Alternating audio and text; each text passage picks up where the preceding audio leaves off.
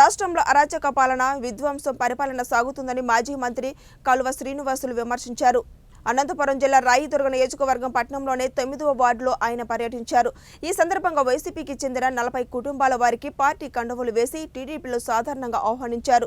ఈ సందర్భంగా ఆయన మాట్లాడుతూ జగన్ రెడ్డి పాలనలో నిత్యావసరాల ధరలతో పేద మధ్య కుటుంబాల జీవితాలు చిన్నభిన్నమయ్యాయని ఆందోళన వ్యక్తం చేశారు. తెలుగుదేశం పార్టీలో చేరడం ఈ వార్డులో మన బలం మరింత పెరిగేదానికి దోహదపడింది.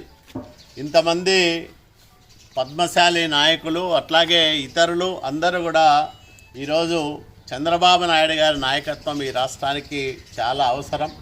మళ్ళా తెలుగుదేశం పాలన వస్తే తప్ప ఈ రాష్ట్రం బాగుపడదు, ప్రజలందరికీ మేలు జరగదు అనే ఒక బలమైన నమ్మకంతో మీరందరూ పార్టీలో చేరడం అనేది చాలా సంతోషకరం.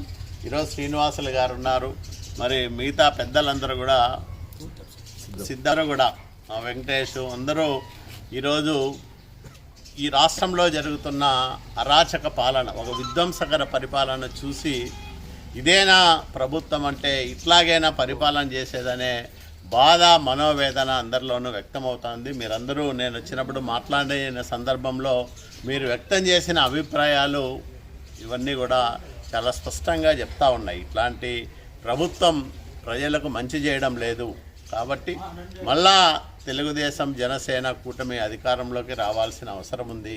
ఈ రాష్ట్రంలో అనేక అభివృద్ధి కార్యక్రమాలు ఆగిపోయినాయి.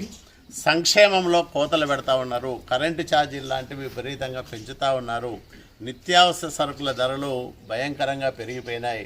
ఇన్ని సమస్యల మధ్య సామాన్య మధ్యతరగతి ప్రజలు బతకడం కష్టంగా ఉంది. కాబట్టి మళ్ళా ఈ రాష్ట్రానికి మంచి జరిగే ఒక పరిపాలన రావాలి, దానికి చంద్రబాబు నాయుడు గారు ముఖ్యమంత్రి కావాలనే ఉద్దేశంతో మీరందరూ ఇక్కడికి రావడం, మీ అందరి సహకారంతో, మీ అందరి బలంతో తెలుగుదేశం రాయదుర్గం నియోజకవర్గంలో అఖండమైన మెజార్టీతో విజయం సాధిస్తానని నేను బలంగా నమ్ముతా ఉన్నా.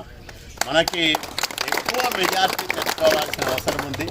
ఎక్కువ అభివృద్ధి కార్యక్రమాలు చేసుకోవాలంటే మెజార్టీ పెంచుకుంటే ఖచ్చితంగా చంద్రబాబు నాయుడు గారు కూడా ఎక్కువ మంది తెలుగుదేశం పార్టీకి మద్దతు పలికినారు కాబట్టి మనము మరిన్ని కార్యక్రమాలు చేయాలని ఆలోచన చేస్తారు.